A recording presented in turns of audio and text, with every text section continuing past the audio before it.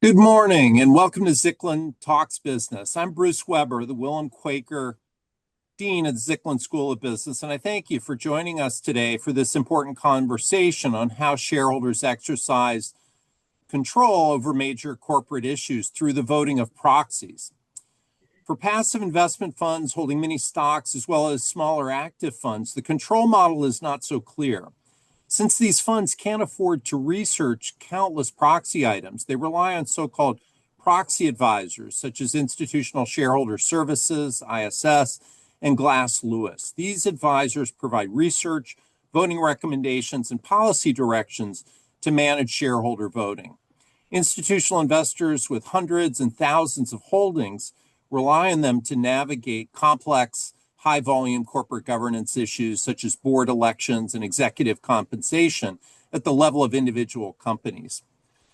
A presidential executive order on December 11th, 2025, entitled Protecting American Investors from Foreign-Owned and Politically Motivated Proxy Advisors, aims to curb the influence of these proxy advisory firms, which the administration characterizes as foreign-owned entities that prioritize politically motivated agendas over investor returns. How will added oversight and regulation of proxy advisory firms, de-emphasizing DEI and ESG and requiring that investment returns only, impact markets and investors? With this narrowing of proxy research and guidance, can passive and smaller funds vote thoughtfully across their portfolios? What might this mean for stocks, corporate governance, and efficiency? And what happens to DEI and ESG in U.S. boardrooms? Larry Zicklin, class of 1957 here at Baruch, leads the conversation with Professor Sonali Hazaraka and Professor Lenny Kostievsky of the Burt Wasserman Department of Economics and Finance here at the Zicklin School. Professor Hazaraki's research interests are in the areas of corporate governance, mutual funds, and the integration of ESG issues into executive pay practices. She's won several grants, including one from the United Nations Principle of Responsible Investment Programs, and won research prizes and received the Zicklin School Teaching Excellence Award. She earned her PhD at University of North Carolina, Chapel Hill. Lenny Kostievsky joined the Zicklin faculty in 2022. He previously was a professor at Boston College and University of Rochester, earning his PhD in economics at Princeton in 2008. He's published widely on exchange-traded funds, mutual funds, and innovation in investment management. He teaches our corporate finance course in the Zicklin BBA program. As usual, there'll be time near the end of the session for questions from you, the audience, and you can submit them via Zoom's chat feature that will get the message to my colleague, Associate Dean Gwen Webb, who will pose those questions at the end of our hour. Once again, our moderator is Larry Zicklin, former CEO and chairman of Neuberger Berman, and a valued member of our MBA and undergraduate honors faculty. Larry, let's begin. Thank you very much, Bruce. I appreciate it. And let me just start by setting the stage and asking our guests, Sonali and Lenny, if you can give us a brief overview of what this executive order says and what it attempts to do. Anybody want to take a crack at that? Sure. So first, Larry, thank you for inviting me. It's a pleasure to be with you again and discuss this really important issue. So this executive order, it doesn't change anything yet. That's an important point to make.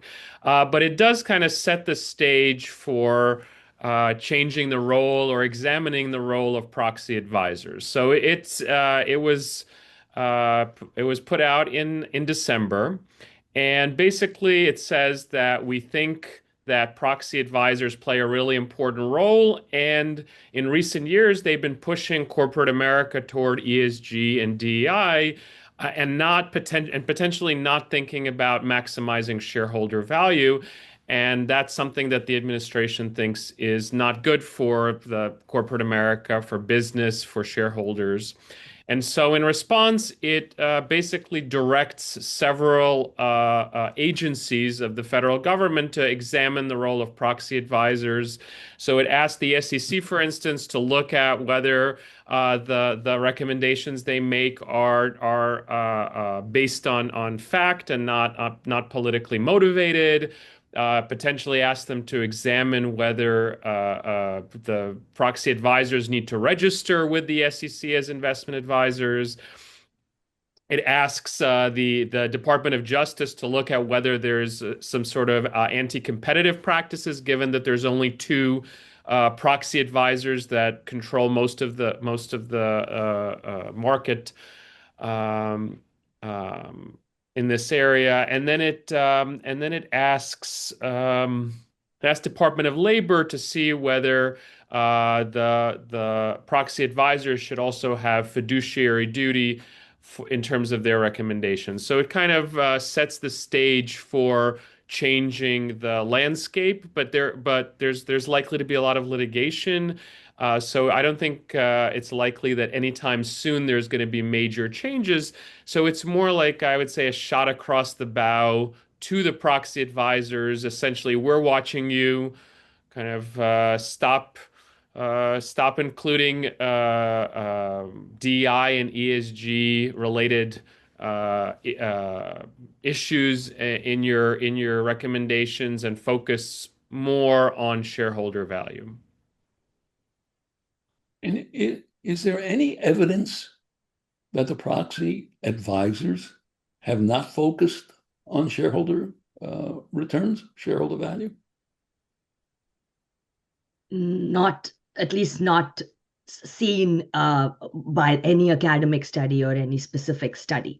I think what I do want to make the point is what Lenny said, all very exactly what the executive order was trying to get at. But I think the bigger picture issue was that all the investors or all the passive investing, because there's so much of it, all that voting is basically based on what a proxy advisor says. So there is the assumption is that the proxy advisors, without having any fiduciary duty, can pretty much whatever recommendation they give, that recommendation being from a black box is what everybody else is following. So it's like they have this really outsized influence in what happens in boardrooms or in terms of shareholder proposals, but they don't really carry any responsibility in a way because they have no fiduciary duty. Nobody's asking what's in the black box. And to your question, Larry, people don't know if this is good or bad, right? But there is no proof that it's bad, if that was your original question. But corporations, boards of directors of corporations, hire consultants all the time, advisors all the time. The government doesn't seem to be interested what's in the black box of those consultants and those advisors. Why this particular proxy advisory firms?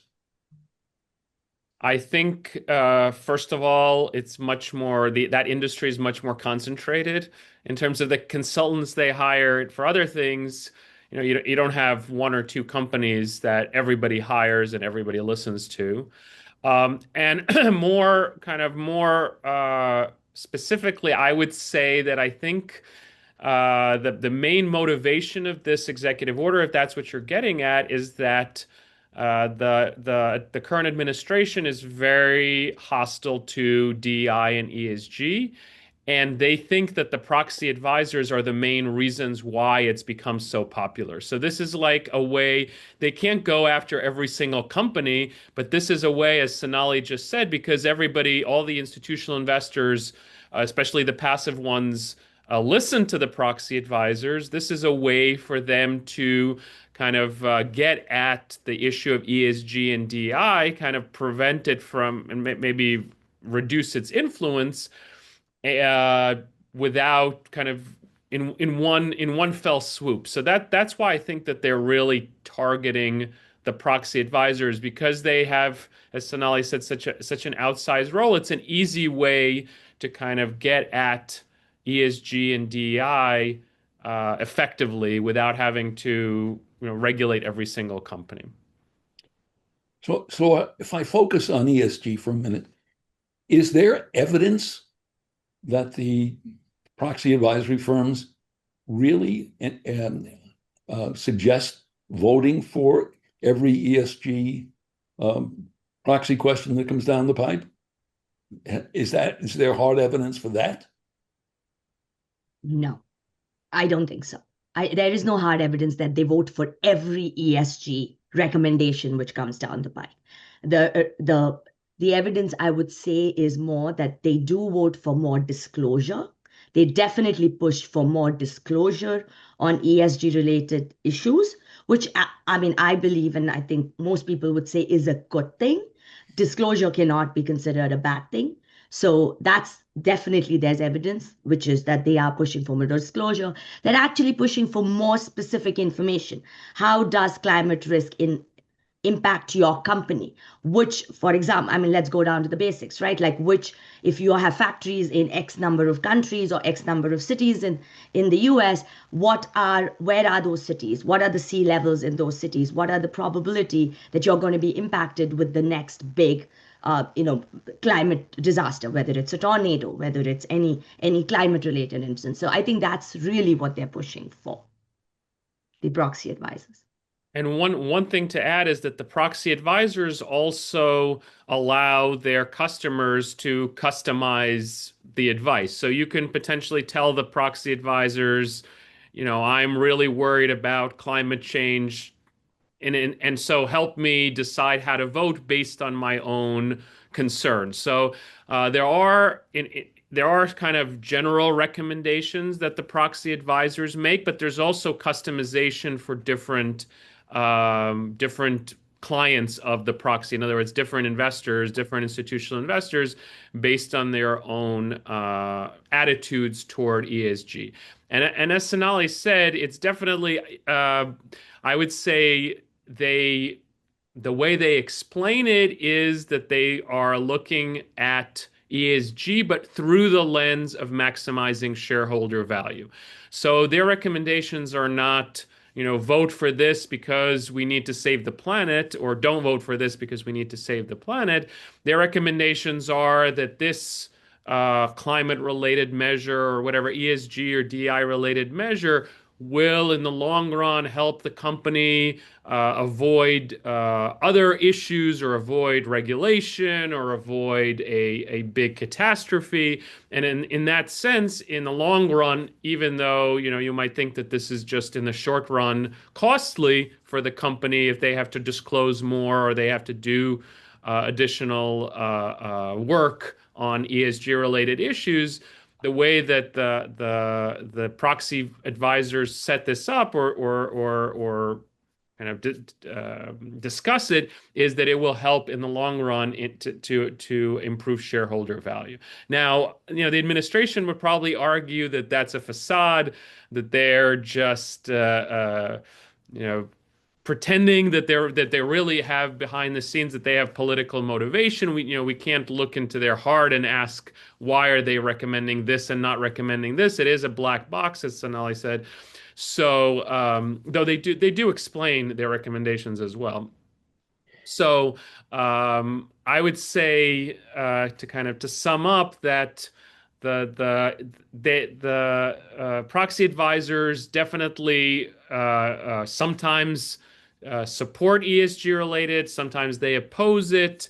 I think the administration would say that ESG is always bad for shareholder value, so they should always oppose it. That's kind of where the conflict is right now.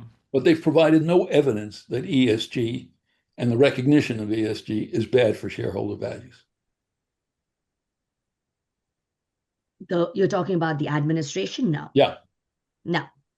Okay. I don't think it's been provided in any of these executive orders. They're assuming in those executive orders very clearly that it's bad, or that it's not going to lead to shareholder maximization or risk-adjusted maximized returns. And they're basically saying that because of that, we think what they're doing is incorrect. And you talked about disclosure, Sonali. Seems to me that disclosure has very little cost in the scheme of things.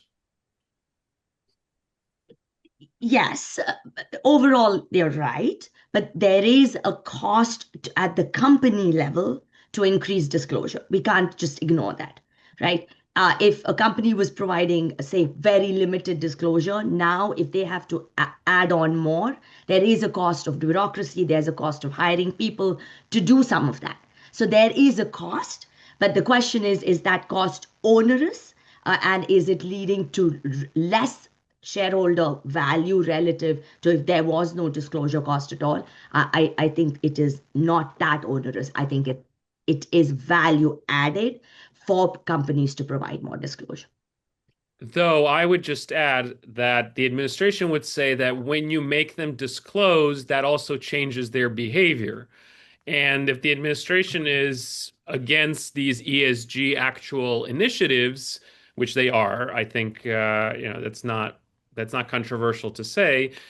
They would say that if you make them disclose that they're doing a lot of polluting or other related things, that they're not giving a lot to charity, or that their governance is very poor or opaque or whatever, then that's going to change their behavior. Once they disclose it and shareholders realize it, shareholders are going to put pressure on them to change. So I think if you think ESG is bad for shareholder value, then disclosure itself is not costly, but could cause additional shareholder activism to push the firms to do more ESG, which would be bad for shareholder value if you think it is.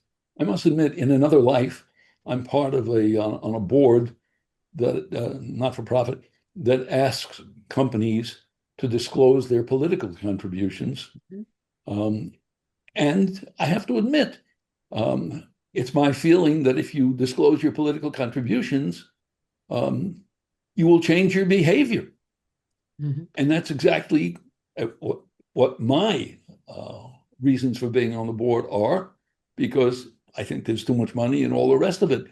So if they have to make disclosure and they change their behavior, what's bad about that?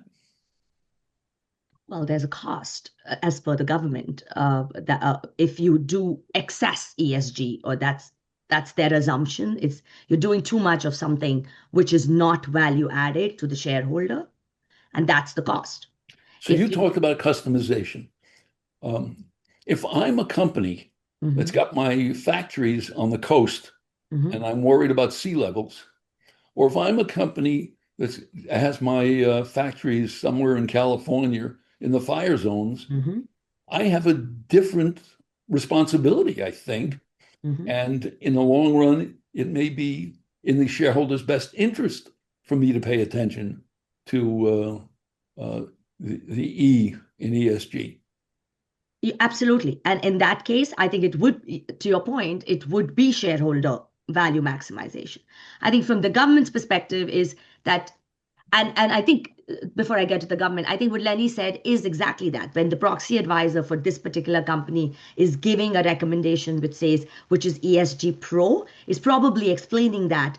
But according to the government, they're not doing enough of that. And there's too much black box. And secondly, they're doing too much of pro ESG across all companies. From the government's perspective, they're doing it to that company which is maybe not in an area where there is going to be as much environmental concerns, but you're pushing their behavior too, or you're adding on more cost upfront for a company which maybe does not need to change its behavior. That's the way the government is viewing it.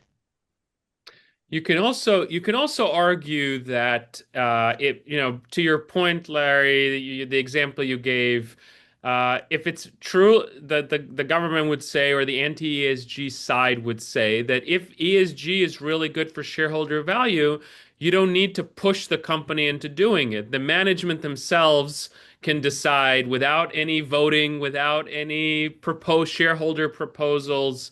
Right, the CEO has stock options or their salary. So if they think something is going to increase the value of those options, or increase the value of their career prospects, whatever, they're going to do it themselves. So why aren't they doing it? They're not doing it because it's actually not good for shareholder value. So we have to push them into doing it through these shareholder proposals, and The proxy advisors are hopping onto these shareholder proposals. They're incorrectly, again, I'm giving the kind of the anti, Yes, I understand. yeah, and so we have to push them into doing this.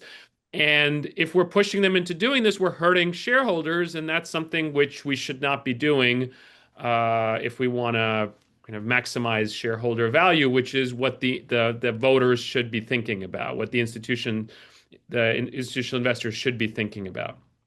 And the response might be that CEOs have an average term in office of about 5 years, boards probably a little bit longer. And the longer term concerns are not the concerns of the CEOs, because CEOs are going to say, I'll exercise my options in 5 years, I'll get the profits up. And who cares about the long term? I'm not going to be here. Who's worrying about the long term? Now, there are long-term investors in the company, right? So There's there also the are, board. There's yeah, also the board. there's a board which is not that short term because it's a staggered board. They don't all go away together. One, there's a reputational impact of a board member, which really matters to the board member, plus the long-term investors. And you do have, and when I say long-term investors, there are pension funds, there are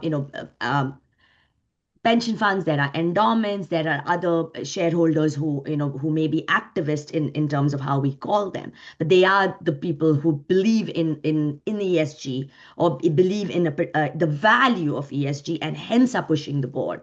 And given that they are shareholders, they are looking at the long-term impact from a shareholder's perspective. They just are.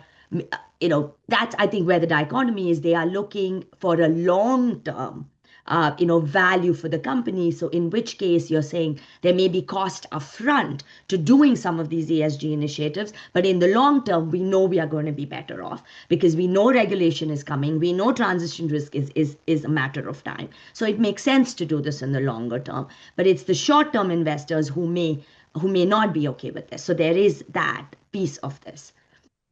I don't think that demarcation is quite so clear. Even longer term investors are interested in the results year by year because that's how they get paid.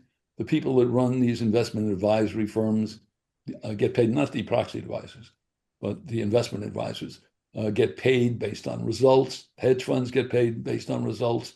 Even pension fund executives get paid. So it's very questionable. I want to move to the proxy advisors themselves. Can you give me a brief review of who are these major proxy advisors? How much influence do they have? So there are two big ones, ISS and Glass Lewis, and they have, 90% of the market. So they're really highly influential because 90% of all companies they provide voting recommendations for. So they're highly influential. And their recommendations are extremely influential in terms of whether a shareholder proposal passes or not. So it's not like, they recommend and people just ignore it. Because as we discussed earlier, you have investors with thousands and thousands of proxy votes, so they can't do individual research. So they essentially kind of follow the proxy advisors. They give some guidance to the proxy advisors, but based on this guidance, they receive a recommendation and they follow it enough where the recommendations of these proxy advisors are almost always decisive. And firms realizing this almost always kind of discuss the shareholder proposals, discuss their policies.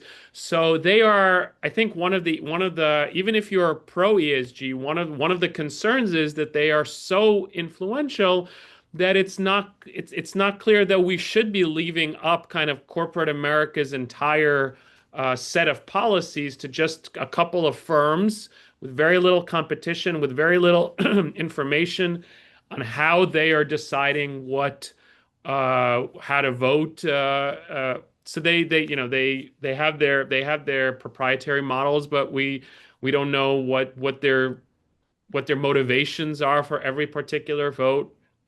So I would argue that even if we agree with you, Larry, and everything that you said before about short-termism of CEOs and how it's important, I think there's still some validity and there's still some good reason to care about regulating the proxy advisors. And so some of the executive kind of motivation for the executive order, I share the concern behind this. I do think it's motivated more by the anti-ESG issue, but in terms of kind of broadly thinking about proxy advisors, they're extremely influential. They're decisive, kind of corporate America, both from the business side and from the investor, the voter side, kind of listens to them.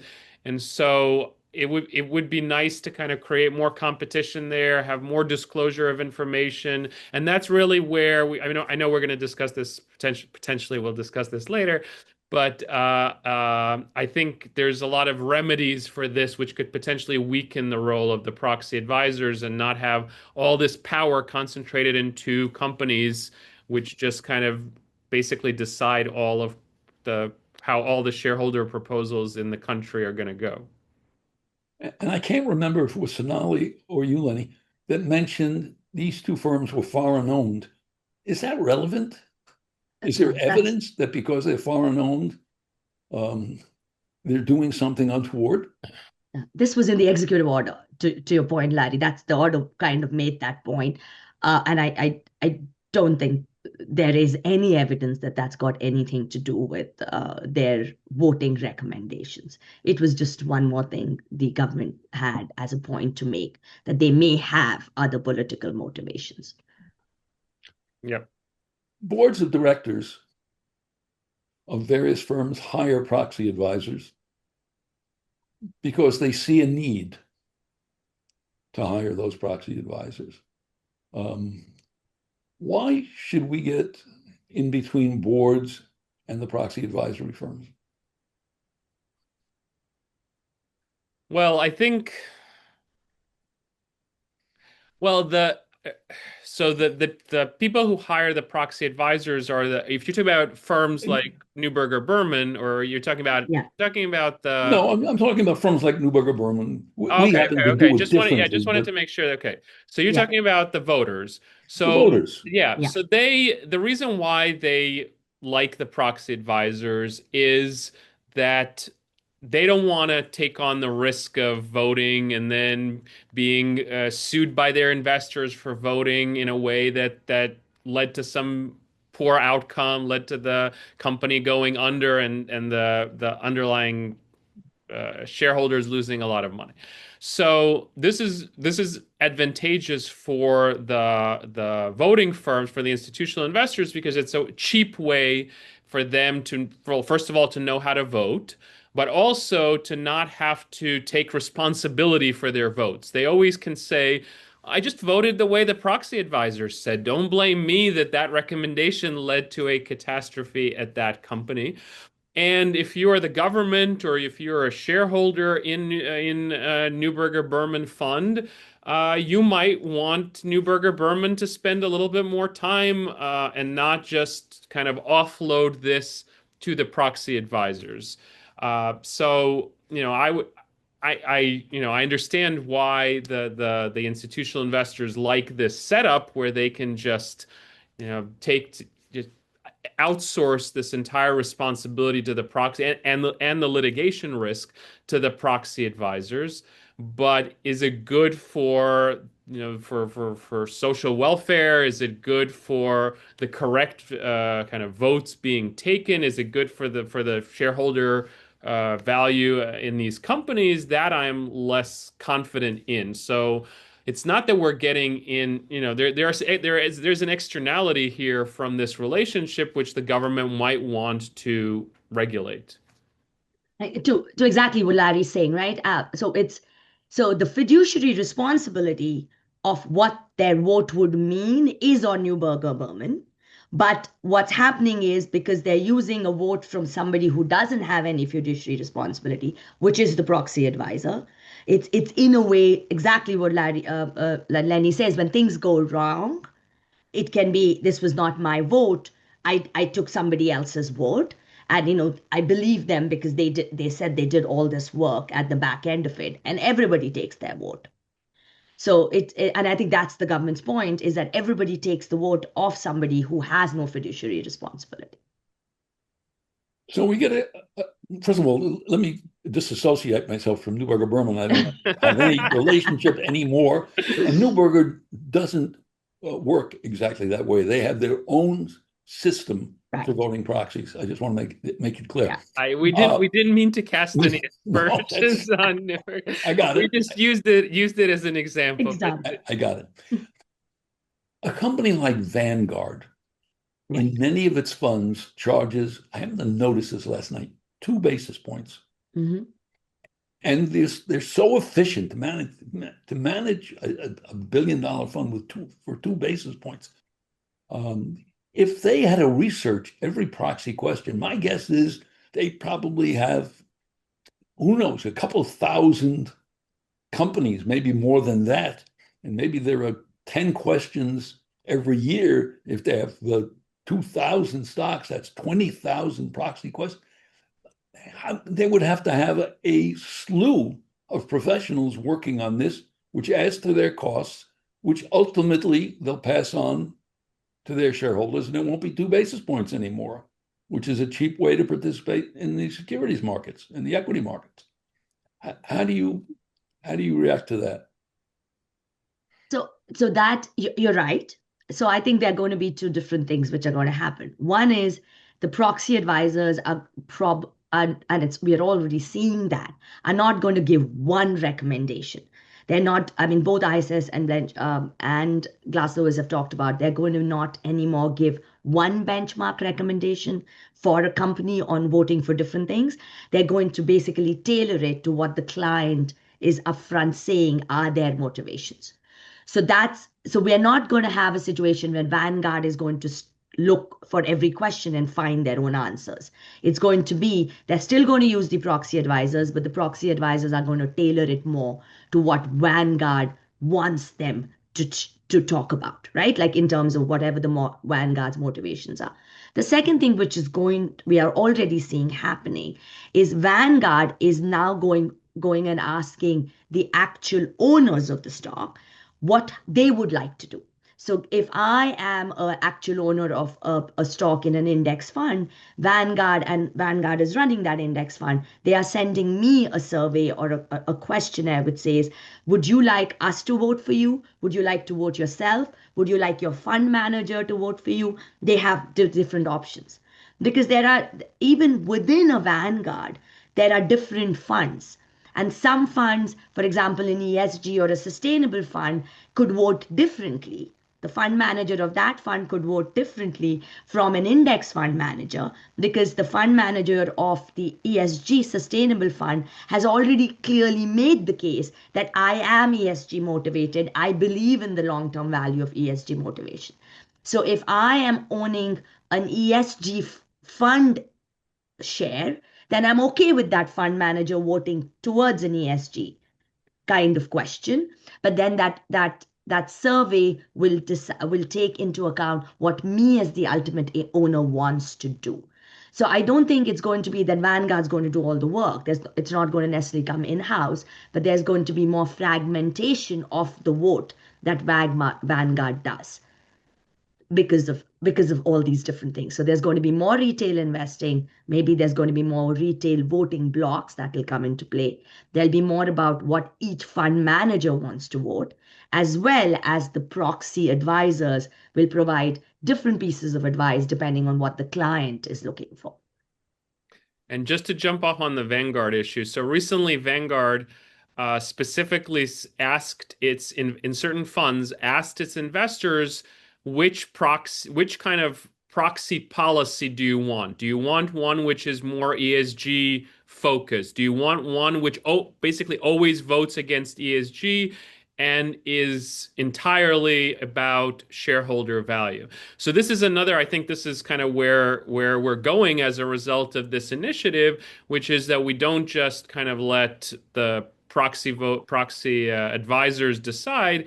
We ask investors kind of which type of policy do you want, and then again, they don't the the ESG preferences of the proxy advisors no longer are reflected in the vote. It's more the ESG preferences of the underlying shareholders, which are the people whose preferences should be the ones reflected in the votes.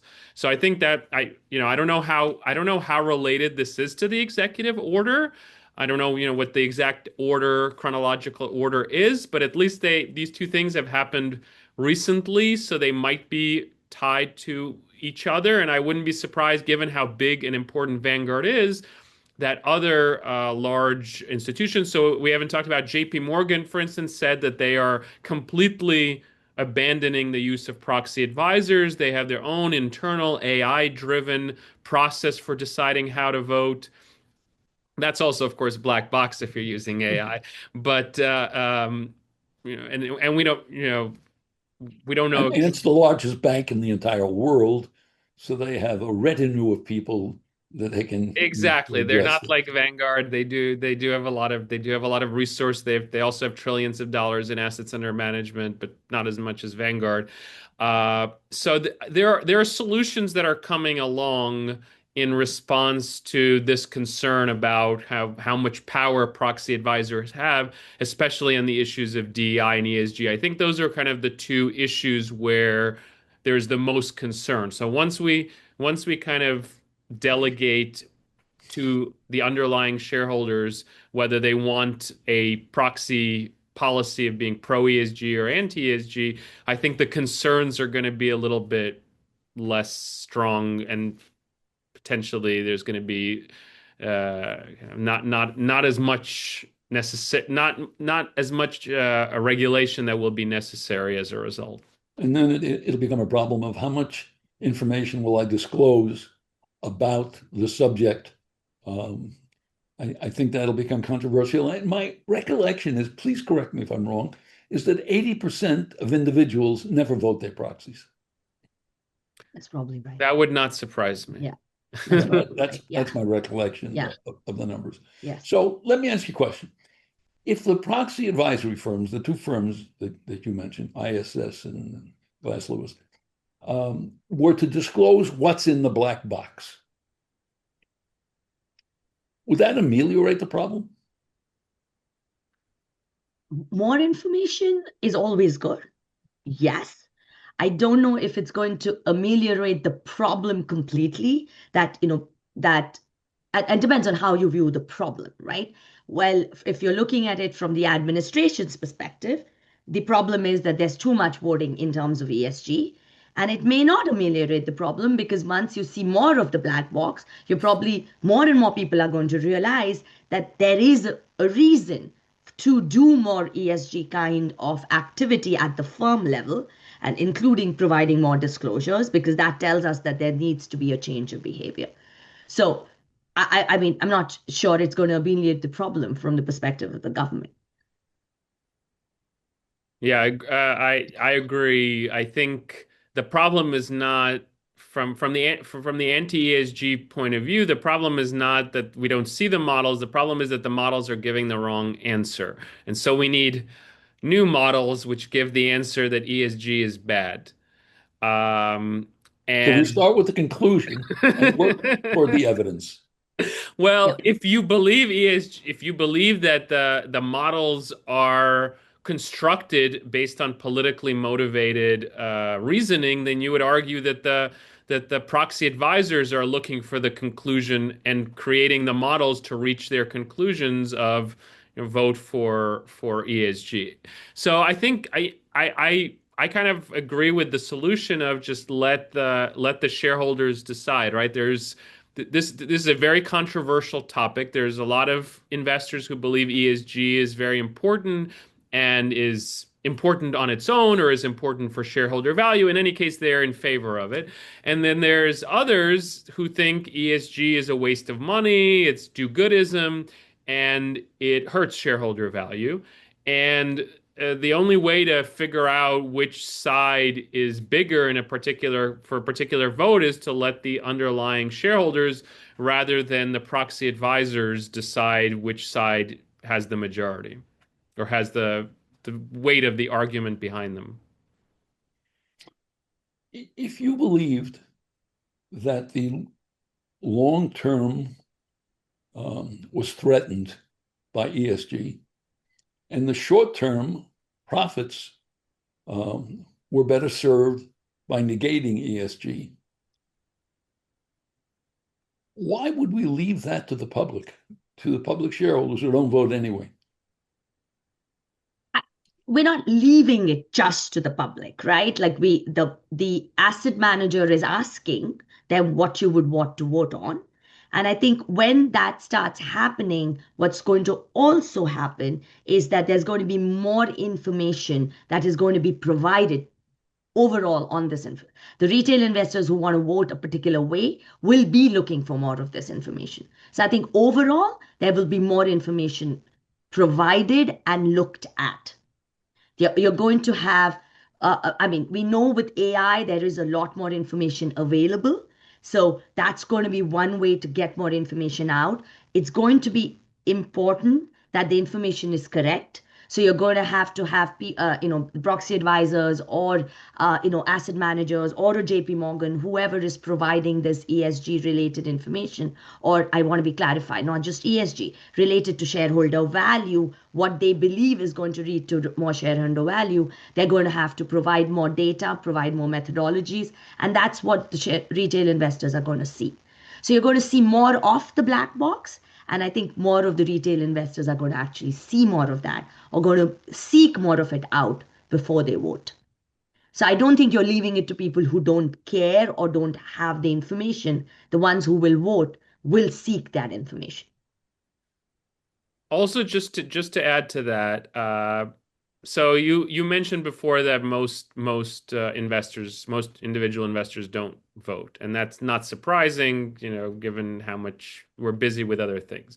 But this is not this. I think this question of how we should vote on ESG is something that's different from how we should vote on each particular measure.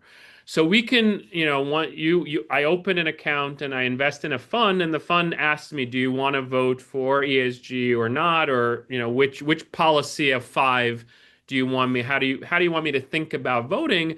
I think that makes a lot of sense. And I think investors, even kind of ones that don't know what's best for General Motors or what's best for et cetera, for what's best for Caterpillar, so they can't vote on individual proposals for those companies. I think it makes sense to ask them kind of, how do you want us to think about voting? What should be the voting philosophy is different from how we should vote. And I think it is important to ask investors, because a lot of investors don't invest in ESG funds. Obviously, the ones that do invest in ESG funds, my guess is that most of them are fine with, probably supportive of voting for ESG. But if ones that don't invest in ESG funds, they don't really think about ESG issues. They might, they might worry that ESG is kind of money out of their pocket. And I think it's fair to say that they should not have to kind of that their shares should not be voted for ESG, even if ISS thinks that it's good for the company. So this is really a question of, do we want ISS and do we want the proxy advisors to decide kind of what's the best way to vote on ESG issues, or should we let people who are not actively looking for ESG and maybe are hostile to ESG should have their shares voted in a way that's consistent with their own beliefs? So and it's not very costly, right? You only have to ask them once, so it's not like they have to vote on thousands and thousands of proposals.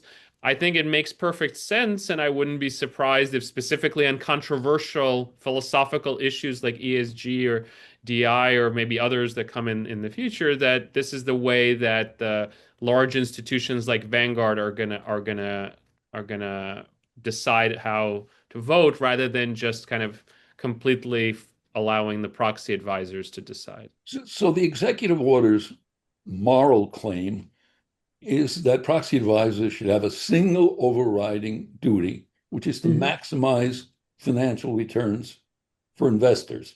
Yep. And I assume that they would extend that to corporations, should have one single duty to maximize financial returns. Do you buy that argument?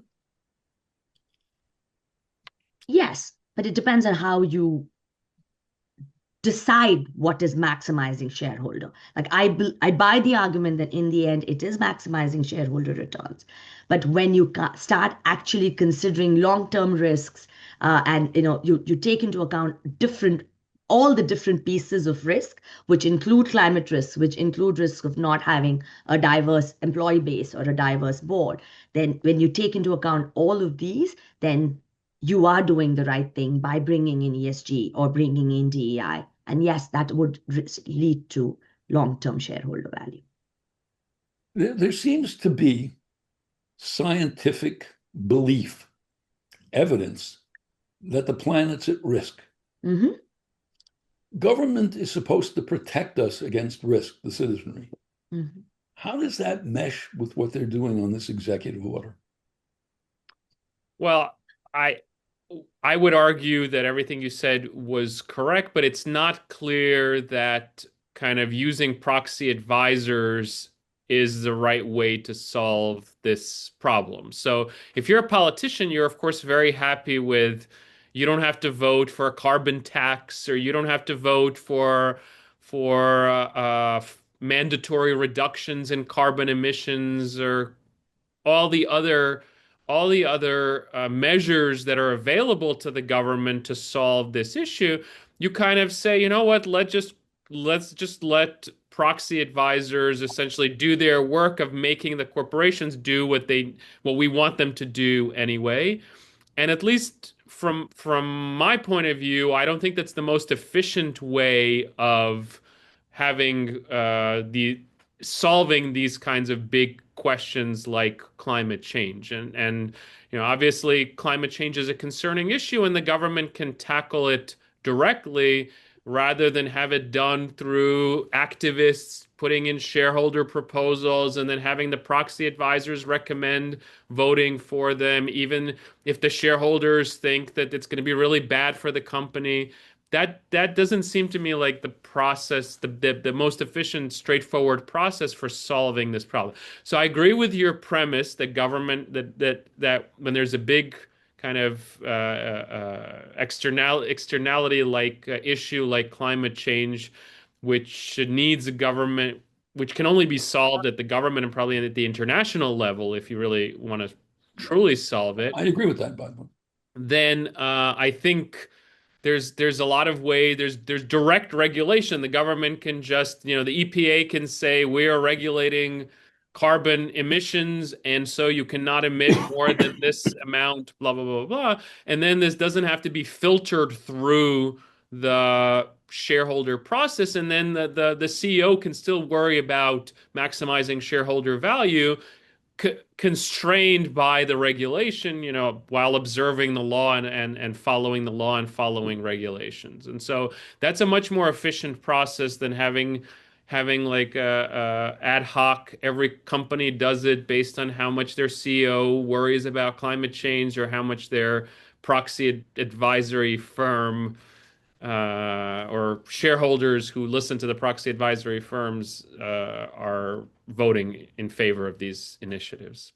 Okay, I see Professor Webb here has has some questions from our audience. So let me turn it over to Gwen.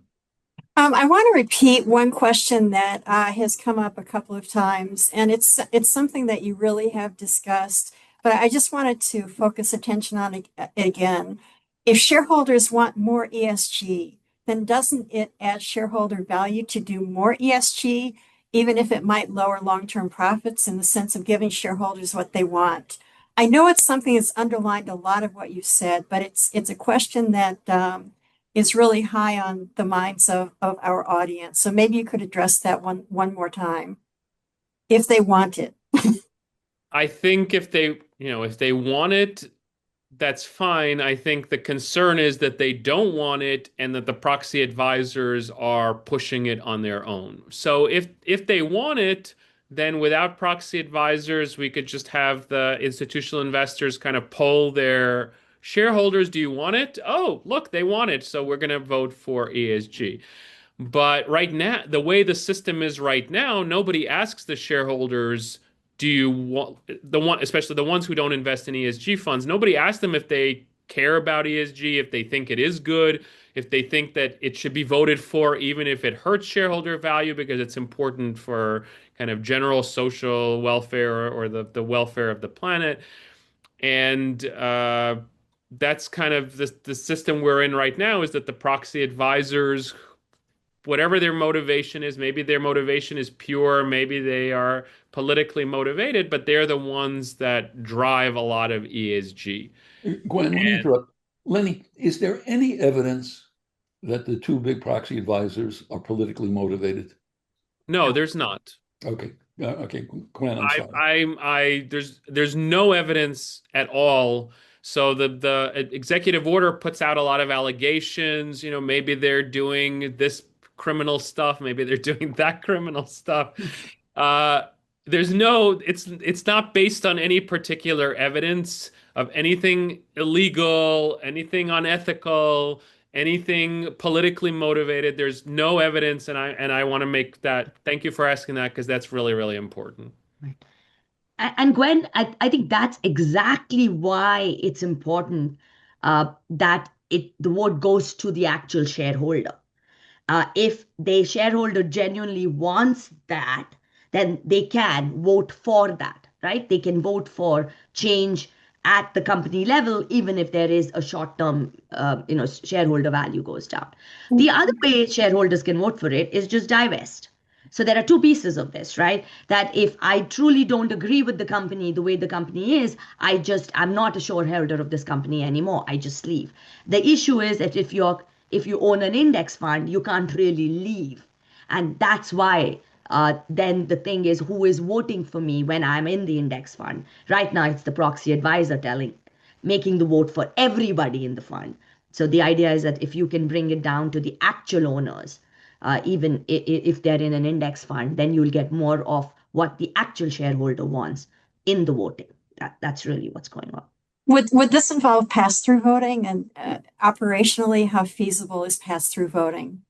Well, Vanguard is trying to do pass-through voting. That's really what they're trying to do when they're asking shareholders what they want to do. Do you want the fund manager to vote? Do you want me to vote? I mean, do you want the company to vote? Do you want to vote it yourself? So I think there is some piece of pass-through voting already happening. And I do think it's feasible. I think the costs of asking the shareholders to do this has gone down over time. Yet the people are using a lot of electronic methodologies to do this. So I think pass-through voting is possible. Here's a question posed by one of our law faculty. Isn't the problem simply that the Trump administration does not understand that sustainability contributes to long-term value in the same way that they don't understand that developing solar and wind energy are good for the country's energy future? A little controversial there. Well, I don't know about understanding or not. I think we can definitely say that they have a philosophy which says that ESG is antithetical to shareholder value. And that is a controversial take. I have to say, it's not universally agreed one way or the other. In terms of, if you look at the research on is ESG good for shareholder value, you could find 1,000 papers that say one thing, and you can find 1,000 papers that say the opposite. This is where the economists on the one hand, on the other hand, we're definitely there on this particular question. So they're definitely, I wouldn't phrase it the same way the questioner phrased it, that they don't understand, but they definitely don't believe that it is good for shareholder value. And it's not, but however, it's not the case that they're flying they're flying against 99% of the data, like they are on on kind of the question of is there climate change, right? That's a different question from is ESG good for shareholder value is a very controversial question, and they are definitely on the it's not side. Doesn't it, isn't it the question determined, or the answer to the question determined by the definition of long term? How long is long term? Because you can do anything. If you say it's 40 years, I can excuse anything. Right. But what am I talking about? Am I talking about 5 years, 10 years? Well, if you think of it as climate change, you're talking about it much more long term. But if you're talking about it, trying to figure out the risks pieces individually, I think you can find like a long term could be 5 to 7 years, right? Because you're not just looking at the United States then, right? You're looking, like we talked about disclosure. Disclosure is already there in Europe. And a lot of US companies, because of the European disclosures, are making changes to their own disclosures, which, to Lenny's point, is going to change behavior because they want to be operating internationally. And don't the scientists talk about the tipping point where there's a point at which we won't be able to make those changes? Right. To stay to the two degrees, yes, you're right. Right. So we are already past that, is what a lot of them are saying. So you're right about that, Larry. Yeah, I mean, I agree with your, if we go long term enough, then the answer is obvious, right? If we say, in 100 years the planet will be uninhabitable, shareholder value will definitely go down in as a result. So you can, if you wanna argue it that way, that you could argue it this way: climate change is an existential threat. In 100 years, no corporation is going to be making any money at all in that case. So they need to, if they want to be around in 100 years, they do have to take on this But I would problem. agree with something you said earlier. It would take a global change. It would take governments all around the world to do this. I think Chris Christie recently said, there's no use us doing it if China doesn't do it. But there's an assumption that China's not doing it. I'm sorry, Juan. That's okay. I was going to say, we had a prior discussion on this a little less than a year ago with Sonali and Lenny on proxy voting and index funds. And at that point, Larry, we asked the question if, do you recommend that students pay attention to their proxy votes? And your answer was clearly yes. Has this discussion strengthened your recommendation that students pay attention and vote their proxies, or would you say that it's probably less important for them based on this new directive to pay attention? No, I think it's very important that Yes. students read these proxy questions because it gives you an education into how the corporate system works. Forget whether your vote on 10 shares makes a difference in the scheme of things. That's not the critical point. Critical point is for students to understand the system and the systemic ways that corporations operate. That is what I believe. I completely agree with Larry. And I also think that it does make a difference, right? So your original question, when one of the people had asked, is if the shareholders believe ESG matters, that the only way you can talk about it is actually start voting and looking into what your companies are doing. And then if you really want to make change happen, vote on your index funds. And it's a movement which has to kind of start. And it starts with students, right? It's their planet. They're going to survive longer than us. And I have just one more comment. I worry that this is just the first of many executive orders to come.